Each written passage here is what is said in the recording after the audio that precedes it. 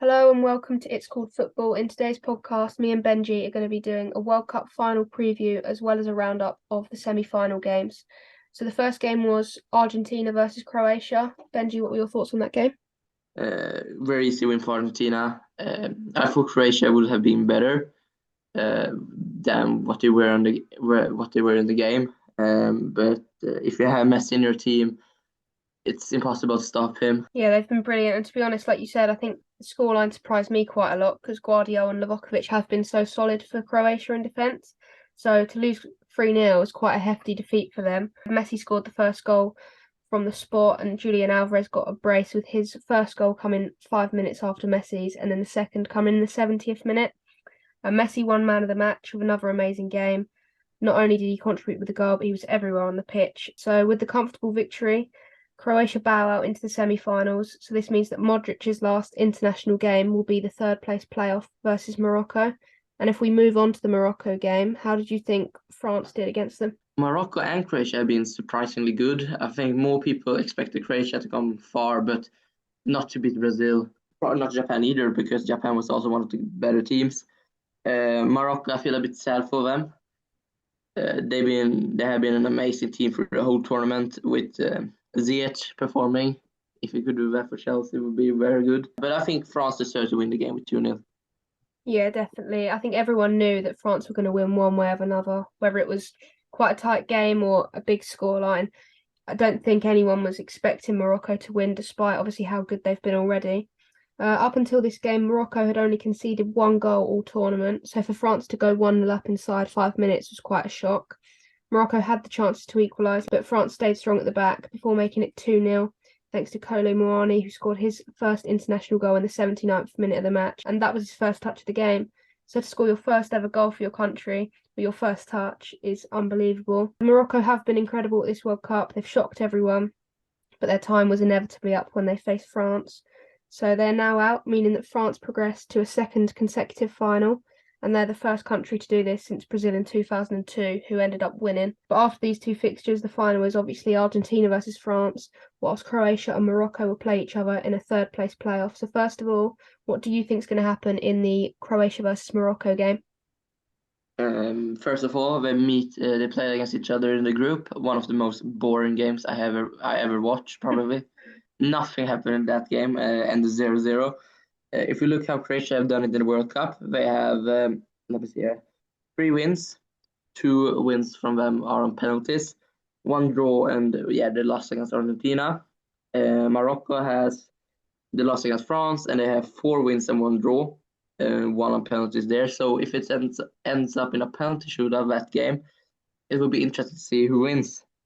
But my heart says Croatia because I want to see Modric get, if he gets second place or third place in his career with Croatia, 4 million people lives there. It would be amazing for him. Croatia will probably win this game.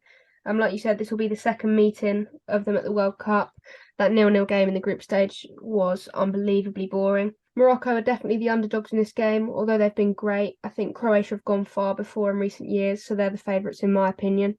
As we previously mentioned, Luka Modric's last game in a Croatia shirt will be this game, so I think his teammates are going to want to help him like do the nation proud and get one last win with him as their captain.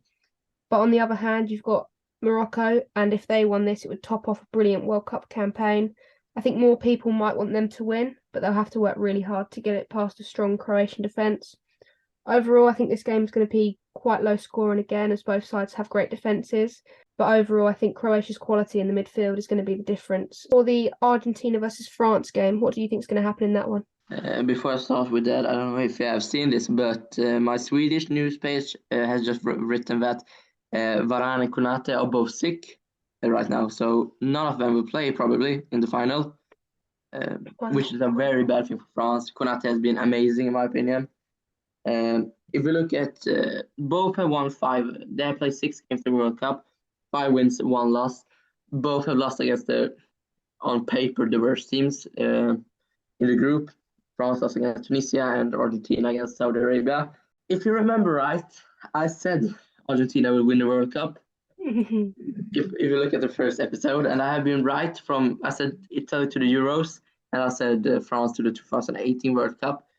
I see that they have a chance to win. On paper, they are a much worse side, but that's what I said I think it was the group stage roundup or first week roundup that you can't count you got just because Argentina played a bad game, you can't count them out, if you know what I mean. Yeah.